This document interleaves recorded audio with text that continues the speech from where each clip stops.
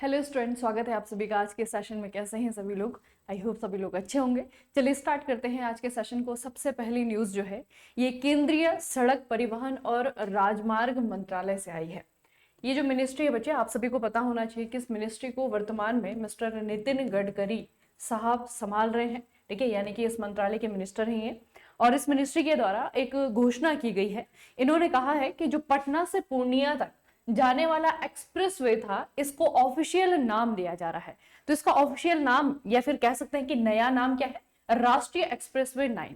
ठीक है, आपको पूछा जाएगा कि जो नेशनल एक्सप्रेसवे 9 है ये कहां से कहां तक है, तो आपको याद रखना है कि पटना से पूर्णिया तक है। ठीक है, ये दोनों ही जगह बच्चे बिहार में ही है ना। पटना भी आपका बिहार में है, पूर्णिया भी आपका बिहार में है। और इस तरीके से यह बिहार का पहला पूर्णतः राज्य आंतरिक राष्ट्रीय एक्सप्रेसवे बन गया है। ठीक है, आंतरिक का मतलब क्या है कि किसी और स्टेट में नहीं जा रहा है, ये बिहार से ही स्टार्ट होता है और बिहार में ही खत्म होता है। ठीक है, तो याद रखना है हमें कि पटना पूर्णिया एक्सप्रेसवे का नया नाम क्या हो गया है? राष्ट्रीय एक्सप्रेसवे 9 हो गया है। अब बच्चे मैं आपको एक पूरी लिस्ट बताती हूँ। वैसे अगर आप अभी वर्तमान में हम देखते हैं अगर, तो शायद पूरे देश भर में 44 लगभग जो है एक्सप्रेसवे हैं।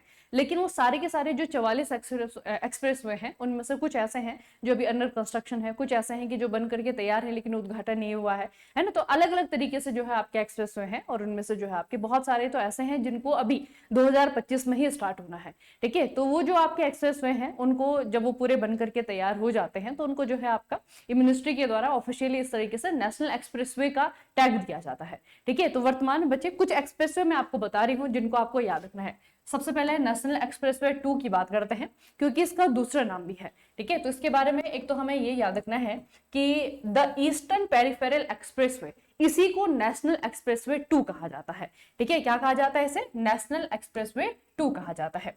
ये 135 किलोमीटर लंबा है, 6 लेन वाला वाइड एक्सप्रेसवे है और ये दिल्ली के चारों ओर है। ठीक है, इन सर्किलिंग दिल्ली के चारों ओर है। ये कनेक्ट करता है सोनीपत टू पालवाल। ठीक है, पासिंग थ्रू की एरियाज जैसे कि बागपत है, गाजियाबाद है, आपका ग्रेटर नोएडा है उत्तर प्रदेश में, फरीदाबाद है हरियाणा में। ठीक है, तो बेसिकली जो आपका एनसीआर वाला क्षेत्र है उसको जो है आपका कनेक्ट करने के लिए दिल्ली के बाहर है ना, दिल्ली जो रिंग रोड परियोजना है बच्चे उसका एक हिस्सा भी यही है। ठीक है, तो याद रखना कि नेशनल एक्सप्रेसवे 2 जो है आपका, इसे ईस्टर्न पेरिफेरल एक्सप्रेसवे भी कहा जाता है। ठीक है, अब बाकी के एक्सप्रेसवे मैं आपको बताती हूँ क्योंकि इनमें से कुछ ऐसे हैं जो तैयार हैं, कुछ ऐसे हैं जो तैयार नहीं है। सबसे पहले नेशनल एक्सप्रेसवे NE1 की बात करते हैं तो ये आपका अहमदाबाद से वडोदरा तक है। ठीक है, अहमदाबाद से वडोदरा तक है। ये आपका 2004 में स्टार्ट हो चुका है, ओपन हो चुका है। दूसरा आपका नेशनल एक्सप्रेसवे 3 की बात करते हैं, दिल्ली से मेरठ तक का है। ठीक है, ये आपका 2021 में ओपन हो चुका है। उसके बाद में नेशनल एक्सप्रेसवे 4 की बात करते हैं तो दिल्ली से लेकर के मुंबई तक है। ठीक है, और ये बचे आपका अभी 2025 में ये स्टार्ट होगा। ठीक है, 2025 में ऐसा कहा जा रहा है कि इसका उद्घाटन हो जाएगा। इसका मतलब ये आपका अंडर कंस्ट्रक्शन है। उसके बाद में बचे आपका नेशनल एक्सप्रेसवे 5 जो है ना, ये दिल्ली से लेकर के कटरा तक है। ठीक है, कहां से कहां तक? दिल्ली से लेकर के कटरा तक। ठीक है, और ये भी आपका इसी साल लास्ट में दिसंबर महीने में ओपन होने की संभावना है। उसके बाद में नेशनल एक्सप्रेसवे 6 की अगर हम बात करें, ये बचे आपका कानपुर से लखनऊ तक है। ठीक है, कानपुर को लखनऊ से जोड़ने के लिए बनाया गया है। इंटर स्टेट है ये भी, मतलब ये स्टेट में है आपका। 2025 में जो है आपका अभी जुलाई के महीने में आपका ओपन हुआ है। उसके बाद में नेशनल एक्सप्रेसवे 7 की अगर हम बात करें, बेंगलुरु से लेकर के चेन्नई तक है। ठीक है, और ये आपका 2026 तक पूरा बन करके तैयार हो जाएगा, लेकिन अभी ये आपका पार्शियली ओपन है। इसका एक हिस्सा है जो कि ओपन है। ठीक है, उसके बाद में जो आपका नेशनल एक्सप्रेसवे 8 है, ये आपका अहमदाबाद से लेकर के ढोलेरा तक है। ठीक है, और ये भी बचे आपका 2025 में ओपन होने की पूरी तरीके से संभावना है। तो इनमें से जो लगभग आपको एक्सप्रेसवे देखने को मिलेंगे, इनमें से अधिकतर देखिए बच्चे आप 4 लेन, 6 लेन, 4 लेन, 6 लेन, सारे के सारे मतलब अधिकतर यही है, 6 लेन वाले, 4 लेन वाले। जो नेशनल एक्सप्रेसवे है आपका 2 वाला है, वो भी आपका 6 लेन का है। लेकिन एक नेशनल एक्सप्रेसवे हमें ऐसा मिलता है जो कि 14 लेन वाला है। ठीक है, 14 लेन वाला है, 14 लेन वाला है। यह आपका दिल्ली से मेरठ तक नेशनल एक्सप्रेसवे नंबर 3। ठीक है, तो इसकी विशेषता है, तो इसका नाम थोड़ा सा याद रखना। नेशनल एक्सप्रेसवे नंबर 3 जो है दिल्ली से लेकर के मेरठ तक है, इसमें 14 लेन्स है। ठीक है, कितनी है? 14 लेन्स है। और अभी जो रिसेंट हमने पढ़ा पटना से लेकर के पूर्णिया तक, ये नेशनल एक्सप्रेसवे नंबर 9 है। ठीक है, तो 9 से पहले 8 तक जो जो है, जहां जहां है, मैंने आपको सबका नाम बता दिया है। इनका थोड़ा सा ख्याल करना बच्चे, क्योंकि ये एनएच से अलग है ना, ये एक्सप्रेसवे है। नेशनल हाईवेज आपका अलग होता है, नेशनल एक्सप्रेसवे आपका अलग होता है। ठीक है, तो ये थोड़ा सा इनको याद रखना है कि इतने जो है अभी हमारे पास में टोटल ऑफिशियल क्या है, एक्सप्रेसवे है। ठीक है, एक और बड़ी इंटरेस्टिंग न्यूज है, बनारस लोकोमोटिव वर्क्स वाराणसी ने सक्रिय रेलवे पटरियों के बीच में भारत का पहला 70 मीटर लंबा रिमूवेबल सोलर पैनल सिस्टम चालू कर दिया है। यहाँ पे देखिए बच्चे, ये रेलवे ट्रैक है, और रेलवे ट्रैक पे आपको बीच में क्या दिख रहा है, यहाँ पे देखिए सोलर पैनल है, ये आपके सोलर पैनल है, ये सोलर पैनल है। आपको पता है कि रेलवे पटरियों के बीच में जो है आपका गैप होता है, उस गैप का बड़ा अच्छा इस्तेमाल किया है। और किसके द्वारा इस्तेमाल किया गया है? बनारस लोकोमोटिव वर्क्स के द्वारा इस्तेमाल किया गया है। इन्होंने क्या किया है, 70 मीटर लंबा एक सोलर जो है पैनल लगाया, इन्होंने सिस्टम लगाया है, और ये आपका रिमूवेबल है। ठीक है, तो ये बच्चे आपको याद रखना है कि किसने किया है, कहाँ पे किया गया है और क्या किया गया है। ठीक है, याद रखना बच्चे, पहला इस तरीके का सोलर रिमूवेबल पैनल जो है इन्होंने यहाँ पे इंस्टॉल किया है। अगली न्यूज बच्चे साइंस एंड टेक से रिलेटेड है। ओपन एआई को आप लोग अभी तक जान चुके होंगे ना, चैट जीपीटी का इस्तेमाल कहीं ना कहीं कभी ना कभी आप लोगों ने कर लिया होगा, किसी न किसी प्रकार का क्वेश्चन इससे आप लोगों ने पूछा होगा ना। तो चैट जीपीटी को जिस कंपनी ने बनाया है, इसका नाम है ओपन एआई। ओपन एआई ने क्या किया है, भारत में चैट जीपीटी गो, ठीक है, चैट जीपीटी गो नाम का एक नया किफायती सब्सक्रिप्शन मॉडल लॉन्च किया है। इसकी कीमत कितनी है? 399 प्रति माह।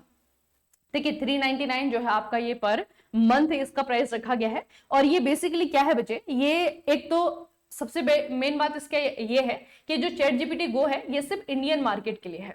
ठीक है, बाकी लोग इसका इस्तेमाल नहीं कर सकते हैं, ये सिर्फ आपका इंडियन मार्केट के लिए है। और इसका उद्देश्य ये है कि भारतीय उपयोगकर्ताओं के लिए एआई टूल्स को और अधिक किफायती बनाना। ठीक है, तो लोगों के लिए जो है आपका थोड़ा सा इसका पेनिट्रेशन हो सके, क्योंकि जो पैसे वाले हैं या फिर जिनको बहुत ज्यादा जरूरत है कंपनी बेस पे जो है, वो तो लेंगे ही जो आपका चैट जीपीटी है ना। लेकिन जो मिडिल क्लास यहाँ पे है ना, जो इतना पे नहीं कर सकते हैं जितना एक्चुअल में उसका प्राइस है, तो उसको किफायती दाम पे देने के लिए चैट जीपीटी गो नाम से एक नाम नया जो है आपका एक चैट जीपीटी का नया वर्जन कह सकते हैं, इसे यहाँ पे लॉन्च किया गया है। और ये सिर्फ इंडियन मार्केट के लिए आपका है।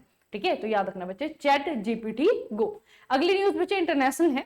अभी अगस्त 2025 में दुबई ने वैश्विक निवेश को आकर्षित करने के लिए one free zone passport launch किया है। ठीक है, याद रखना इसका, वन फ्री जोन पासपोर्ट। ठीक है, अब यहाँ पे एक शब्द आया है फ्री जोन, अभी इसके बारे में पढ़ेंगे, लेकिन पहले ये पढ़ते हैं कि ये किस चीज के लिए है। तो यह इनिशिएटिव कंपनियों को दुबई के विभिन्न फ्री जोन क्षेत्रों में एक ही लाइसेंस के तहत संचालन करने की सुविधा प्रदान करती है। इससे व्यापार और निवेश आसान हो जाता है। ठीक है, तो दुबई में जो है कुछ ऐसे एरियाज हैं जो कि आपके फ्री जोन है। अब ये जो शब्द है फ्री जोन, ये बच्चे क्या होता है, ये सिर्फ दुबई में नहीं है, ये आपको कहीं पे भी दुनिया के अलग अलग शहरों में देखने को मिलेगा। तो what is the free zone? Free zone क्या होता है? एक विशेष प्रकार का क्षेत्र है जहां पे विदेशी निवेशकों को 100% स्वामित्व और टैक्स में छूट जैसी सुविधाएं मिलती हैं। इसका मुख्य लक्ष्य विदेशी निवेश को आकर्षित करके व्यापार और अर्थव्यवस्था को बढ़ावा देना है ना। तो बेसिकली अगर कहीं दूसरे देश की कंपनी है, तो अगर बच्चे किसी दूसरे देश में वो एस्टेब्लिश होती है ना, अगर उसे वहां पे एस्टेब्लिश किया जाता है, तो ऑब्वियस सी बात है कि गवर्नमेंट की परमिशन चाहिए होती है। गवर्नमेंट के परमिशन के साथ में बहुत सारे टैक्स पे करने पड़ते हैं। ठीक है, ओनरशिप का कुछ परसेंट जो है उस गवर्नमेंट को हमें देना पड़ता है। तो यहाँ पे कुछ ऐसा एरिया बनाया जाता है, इकोनॉमिक दृष्टिकोण से थोड़ा सा किफायती होता है। ठीक है, ताकि ट्रेड बढ़े, ताकि इकोनॉमिक एक्टिविटीज वहां पे बढ़े, जो विदेशी निवेशक हैं उनको वहां पे जो है आकर्षित करने के लिए इस तरीके से फ्री जोन जो है आपके क्रिएट किए जाते हैं, जिनके भीतर एक तो वहां पे अगर विदेशी कंपनी लगेगी तो कंपनी का जो स्वामित्व होगा, ओनरशिप होगा, वो 100% उसी कंपनी के पास में होगा। ठीक है, जहां पे जिस देश में वो लग रहा है उस देश से उसका कोई लेना देना नहीं है। ठीक है, उसके बाद में आपका वहां पे जो टैक्सेस हैं, टैक्सेस में कई बार जो है आपका 100% तक छूट दी जाती है। और वो इसलिए दिया जाता है ताकि जो विदेशी निवेशक हैं, विदेशी कंपनियां हैं, वो वहां पे आकर्षित हो। क्योंकि बच्चे अगर सस्ती जगह मिलेगी तो कौन नहीं चाहेगा ऐसी जगह में निवेश करना, है ना। तो वहां पे इन्वेस्टमेंट करने के लिए, जो है इन्वेस्टमेंट को बढ़ावा देने के लिए इस तरीके से फ्री जोन क्रिएट किए जाते हैं। तो अभी क्या किया है दुबई ने, एक one free zone passport launch किया है, ताकि इस तरीके की फ्री जोन में ये कंपनियां क्या कर सके, बस एक ही लाइसेंस के अंदर जो है आपका बहुत सारे काम कर सके। ठीक है, तो ये आपको याद रखना है, वन फ्री जोन पासपोर्ट जो है लॉन्च किया गया है दुबई के द्वारा। अगली न्यूज बच्चे अगेन साइंस एंड टेक से रिलेटेड ही है। ट्विटर के जो पूर्व सीईओ हैं पराग अग्रवाल, काफी ज्यादा इनका जो है नाम एक बार आया भी था, लेकिन चलिए अभी आपको याद रखना है, ये ट्विटर के पूर्व सीईओ रह चुके हैं पराग अग्रवाल। इन्होंने एक नया स्टार्टअप शुरू किया है। नया स्टार्टअप क्या है बच्चे आपका? Parallel web system. Parallel web system launch किया है जो कि पूरी तरह से आर्टिफिशियल इंटेलिजेंस यानी कि एआई पर केंद्रित है। अब पैरेलल वेब सिस्टम एआई से चलने वाला एक सिस्टम है, लेकिन इससे किया क्या जाना है, इसका एप्लीकेशन क्या होगा, हम इसका इस्तेमाल कैसे करेंगे? तो यह स्टार्टअप एआई एजेंट यानी कि एआई प्रोग्राम्स के लिए एक ऐसा बुनियादी ढांचा तैयार कर रहा है जो उन्हें वेब पर अधिक कुशलता और सटीकता के साथ में काम करने में मदद करेगा। ठीक है, तो ये बच्चे बेसिकली क्या है, ये चैटबॉट नहीं है, आपके सवालों का जवाब नहीं देगा ये, है ना, लेकिन ये इंफ्रास्ट्रक्चर तैयार करेगा। क्योंकि एआई को आप लोग अगर आज के दौर में देखेंगे तो सिर्फ वो चैटबॉट तक सीमित नहीं है ना। एआई अलग अलग चीजों में अलग अलग चीजों से अलग अलग माध्यमों से इनबिल्ड किया जा रहा है, और वो बहुत सारी चीजें ऐसी हैं जो कि एआई से चल रही हैं। तो एआई के लिए एक इंफ्रास्ट्रक्चर तैयार करने के लिए जो है आपका इन्होंने स्टार्टअप लॉन्च किया है, पैरेलल वेब सिस्टम इसका नाम है। आपको पूछा जाएगा किसका ये नया स्टार्टअप है, तो ये पराग अग्रवाल का नया स्टार्टअप है। ठीक है, याद रखना बच्चे इसका।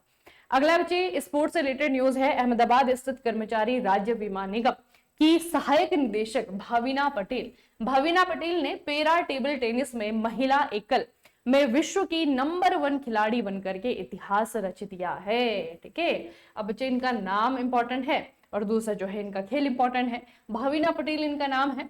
क्या खेलती है ये पैरा टेबल टेनिस की खिलाड़ी हैं, और इनके नाम पे जो अभी अचीवमेंट आई है वो है विश्व की नंबर 1 खिलाड़ी। ठीक है, तो पहली बार किसी भारतीय को ये जो टाइटल है विश्व की नंबर 1 खिलाड़ी, कौन से खेल में, ये है आपका व्हीलचेयर वर्ग। ठीक है, पैरा टेबल टेनिस। ठीक है, तो इन्होंने बच्चे इतिहास रच दिया है। भाविना पटेल ने आईटीटीएफ विश्व पैरा एलीट चैंपियनशिप में स्वर्ण और विश्व पैरा फ्यूचर चैंपियनशिप में रजत पदक जीता है। ठीक है, तो इन सारी जीत के बाद में जो है इनको नंबर 1 का जो स्टेटस है वो प्राप्त हुआ है। ठीक है, याद रखना बच्चे। अगली न्यूज भी आपकी बहुत इंपॉर्टेंट है। देखिए अगली न्यूज जो है, वैसे इसे कंक्लूजन के बाद में ही मैं आपको पढ़ाती, लेकिन पहली बार हो रहा है तो इसे थोड़ा सा देख लेंगे। 21 से लेकर के 23 अगस्त 2025 तक पहली बार भारत में खेलो इंडिया वाटर स्पोर्ट फेस्टिवल इसका आयोजन किया गया है। खेलो इंडिया की फ्रेंचाइजी में बच्चे बहुत सारे इवेंट आते हैं। आप लोगों ने बहुत बार करंट अफेयर में, बहुत बार स्टैटिक जीके में ये चीज पढ़ी भी है। खेलो इंडिया विंटर गेम, खेलो इंडिया यूथ गेम, खेलो इंडिया पैरा गेम्स, है ना। अभी खेलो इंडिया में खेलो इंडिया बीच गेम्स, और अभी जो है खेलो इंडिया की इस फ्रेंचाइजी में एक और इवेंट शामिल हो गया है, ये है वाटर स्पोर्ट। ठीक है, पहली बार इसका आयोजन किया जा रहा है, और ये आयोजन जो है आपका जम्मू कश्मीर में जो डल लेक है, डल झील है श्रीनगर में, उसके अंदर होगा। ठीक है, याद रखिएगा। और इसके लिए हिमालयन किंगफिशर एक बर्ड होता है, हिमालयन किंगफिशर को जो है मैस्कट चुना गया है। 21 से लेकर के 23 अगस्त तक ये आपके होंगे। इसमें जो है 3 दिनों तक चलने वाला फेस्टिवल है, और इसमें जो मेजर वाटर स्पोर्ट है उसमें आपका कायाकिंग है, उसमें आपका कैनोइंग है, ठीक है, रोइंग है, वाटर स्कीइंग है, आपका शिकारा रेस है, आपका ड्रैगन बोट रेस है। ठीक है, तो इनमें से जो मेन खेल है बच्चे वो तो यही है, कायाकिंग और कैनोइंग और रोइंग, है ना। ये जो है आपके मेन खेल है जिसमें कि बहुत सारे एथलीट जो है हिस्सा लेंगे, लेकिन बाकी जो है आपका इनका एक तरीके से डेमो भी यहाँ पे दिखाया जाएगा। ठीक है, ड्रैगन बोट हो गया, वाटर स्कीइंग हो गया, शिकारा रेस हो गया। ठीक है, तो ये बच्चे थोड़ा सा ख्याल रखना कि पहली बार वाटर स्पोर्ट फेस्टिवल जो है इसका आयोजन भारत के अंदर किया गया है। 2025 अगस्त में इसका आयोजन किया गया है। जब ये अभी कंक्लूड हो जाएगा 3 दिन के बाद में, हम देखेंगे कौन इसमें सबसे ज्यादा मेडल के साथ में आया है। सर्विसेज की टीम यहाँ पे हिस्सा नहीं ले रही है, अलग अलग स्टेट से जो है जो एथलीट है वही इसमें हिस्सा ले रहे हैं। ठीक है, और खेल इसमें जो मेन खेल है आपका कायाकिंग है, कैनोइंग है और आपका रोइंग है। ठीक है, जम्मू कश्मीर की श्रीनगर के अंदर जो डल झील है उसमें आके वाटर स्पोर्ट का आयोजन किया गया है। अगली न्यूज बच्चे अपॉइंटमेंट से रिलेटेड है। भारतीय मूल की कृषांगी मिश्रा, इनको 21 साल की उम्र में इंग्लैंड के वेल्स में सबसे कम उम्र की सॉलिसिटर बनकर के भारत का नाम इन्होंने रोशन किया है। ठीक है, सबसे कम उम्र की सॉलिसिटर ये बन गई है। नाम इनका कृषांगी मिश्रा, भारतीय मूल की है। और कहाँ पे बनी है बच्चे, ये आपका इंग्लैंड और वेल्स में। ठीक है, अगली न्यूज इंटरनेशनल है। अगस्त 2025 में अमेरिका के राष्ट्रपति डोनाल्ड ट्रंप और रूस के राष्ट्रपति व्लादिमीर पुतिन के बीच में शिखर सम्मेलन अलास्का के एंकरीज में आयोजित हुआ था। यह बैठक 15 अगस्त 2025 को हुई थी, जिसमें दोनों नेताओं ने रूस यूक्रेन युद्ध और अन्य महत्वपूर्ण विषयों पर चर्चा की है। ठीक है, तो आपको पूछा जाएगा कि जो शिखर सम्मेलन है, या तो इसे नाम से पूछा जाएगा, ठीक है, अलास्का शिखर सम्मेलन किस किस कंट्री के बीच में हुआ है, या फिर कौन कौन से नेताओं के द्वारा यहाँ पर शिरकत की गई है। ठीक है, ये बच्चे आपको थोड़ा याद रखना है कि यूक्रेन और रशिया के बीच में जो युद्ध है उसी को जो है आपका उसी विषय पे दोनों के बीच में आपका शिखर सम्मेलन हुआ है। कहाँ पे? अलास्का में, अलास्का का एंकरेज, यहाँ पे जो है दोनों नेताओं ने इस शिखर सम्मेलन में हिस्सा लिया था। ठीक है, चलिए, तो आज की जो खबरें हैं, सबसे इंपॉर्टेंट न्यूज यही है, लेकिन अभी जो है आपका ये डेवलप और हो गया ना, इसमें हम ये भी पढ़ेंगे कि कौन कौन इसमें जीता है। अभी ये स्टार्ट हुआ है खेलो इंडिया विंटर गेम। ठीक है, उसके अलावा जो साइंस एंड टेक की दोनों न्यूज मैंने आपको बताई है, चैट जीपीटी वाला, ओपन एआई वाला, वो भी याद रखना आप। ठीक है, और जो पराग अग्रवाल ने नया स्टार्टअप लॉन्च किया है पैरेलल वेब सिस्टम, इसे भी थोड़ा सा याद रखिएगा। ठीक है,